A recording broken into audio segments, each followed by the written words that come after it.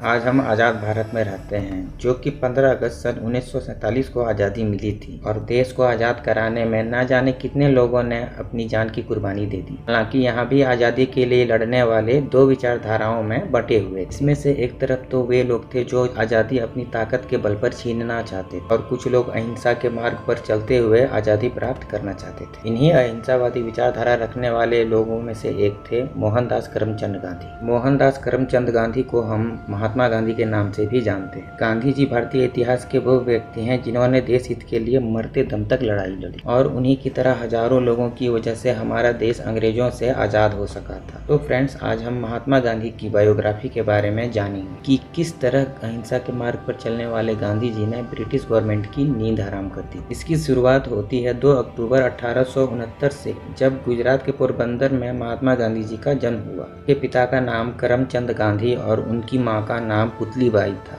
गांधी जी के जन्म के कुछ सालों बाद उनकी फैमिली राजकोट शिफ्ट हो गई और गांधी जी की प्राथमिक पढ़ाई वहीं से हुई। 9 साल की उम्र में स्कूल जाने वाले गांधी जी शुरू से ही काफी शर्मीले स्वभाव के थे और उनका लगाव किताबों से कुछ ज्यादा ही था। फिर आगे चलकर उनकी शादी महज 13 साल की उम्र में उनसे 1 साल बड़ी कस्तूरबा से हो गई। उन दिनों भारत में बाल विवाह आम था। गांधी जी जब 15 साल के थे तब उनके पिताजी का निधन हो गया। उसके 1 साल बाद ही गांधी जी की एक संतान हुई, लेकिन जन्म के कुछ समय बाद ही बच्चे की दुर्भाग्य से मृत्यु हो गई और इस तरह गांधी जी के ऊपर दुखों का पहाड़ टूट पड़ा। हालांकि इन कठिन परिस्थितियों में भी गांधी जी ने खुद को संभाला और 1887 में उन्होंने अहमदाबाद से अपनी हाई स्कूल की परीक्षा पूरी की। फिर कॉलेज की पढ़ाई करने के बाद गांधी जी ने लंदन से लॉ की पढ़ाई की। 1888 में गांधी जी दूसरी बार पिता बने और इसी वजह से उनकी मां नहीं चाहती थी कि वे अपने परिवार को छोड़ करके कहीं दूर जाएं। लेकिन कैसे भी उन्होंने अपनी मां को मनाया और 4 सितंबर 1888 को बैरिस्टर की पढ़ाई करने के लिए लंदन चले गए। 4 सालों बाद गांधी जी भारत लौटे और कुछ दिनों तक बॉम्बे और राजकोट में ही प्रैक्टिस की, लेकिन उन्हें वहां बहुत ज़्यादा कामयाबी नहीं मिल सकी क्योंकि होनी को तो कुछ और ही मंजूर था। 1893 में दादा अब्दुल्ला नामक व्यापारी ने उन्हें साउथ अफ्रीका बुला लिया, जहां भारत की तरह ही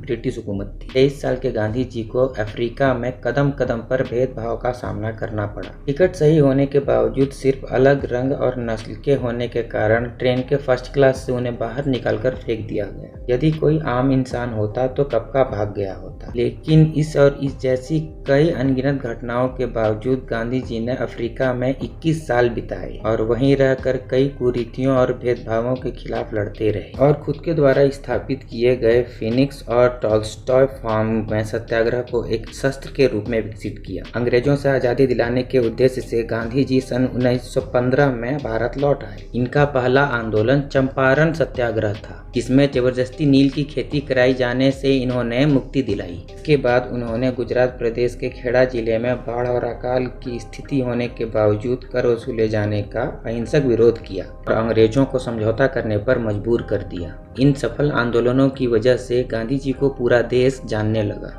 और उन्हें गुरुदेव रविन्द्रनाथ टैगोर द्वारा महात्मा और नेताजी सुभाष चंद्र बोस द्वारा राष्ट्रपिता की उपाधि दी गई और लोग उन्हें महात्मा या बापू कहकर पुकारते थे। इसके बाद भारतीय मुसलमानों के खिलाफत मूवमेंट को अपना सहयोग देकर गांधी जी ने मुसलमानों को अपने पक्ष में कर लिया और देश में हो रहे हिंदू मुसलमान दंगों पर कुछ सालों के लिए लगाम लग गया। सन 1919 में ब्रिटिश गवर्नमेंट ने भारत में उभर रहे आंदोलनों को कुचलने के लिए रॉलेट एक्ट लाया, जिसके अनुसार किसी भी भारतीय पर कोर्ट में बिना मुकदमा चलाए उसे जेल में डाला जा सकता था। इसके लिए गांधी जी ने असहयोग आंदोलन चलाया और देशवासियों को शांतिपूर्ण तरीके से अंग्रेजी हुकूमत का विरोध करने के लिए कहा। इस दौरान देश भर में लोग अंग्रेजी वस्तुओं का बहिष्कार करने लगे और जब यह आंदोलन काफी सफल साबित हो रहा था तब गांधी जी को 1922 में 2 साल के लिए जेल भेज दिया गया। हालांकि गांधी जी के जेल जाने पर लोगों के अंदर काफी आक्रोश आ गया और जिसकी वजह से पूरा देश एक होने लगा। इसके बाद दांडी यात्रा को भी अंजाम दिया गया, जिसमें 60,000 लोगों की गिरफ्तारी हुई और फिर इसी तरह आगे भी गांधी जी के नेतृत्व में भारत छोड़ो आंदोलन की तरह कई आंदोलनों का नेतृत्व किया गया और इस दौरान गांधी जी को कई बार जेल जाना। लेकिन फ्रेंड, गांधी जी द्वारा लगाई चिंगारी लोगों के भीतर आग की तरह चलने लगी थी और यही वजह थी कि गांधी जी के साथ साथ बाकी क्रांतिकारियों ने मिलकर 1947 में देश को आज़ाद कराने में एक अहम भूमिका निभाई। 15 अगस्त 1947 को हमारा देश आज़ाद हो गया। देश में अभी आज़ादी का जश्न चल ही रहा था, तभी 30 जनवरी 1948 को नाथूराम गोडसे ने गांधी जी की गोली मारकर हत्या कर दी। इस घटना ने न कि पूरे देश, पूरी दुनिया में शोक फैला दिया। हालांकि 15 नवंबर 1949 को गांधी जी के हत्यारे नाथूराम गोडसे को फांसी की सजा दे दी गई।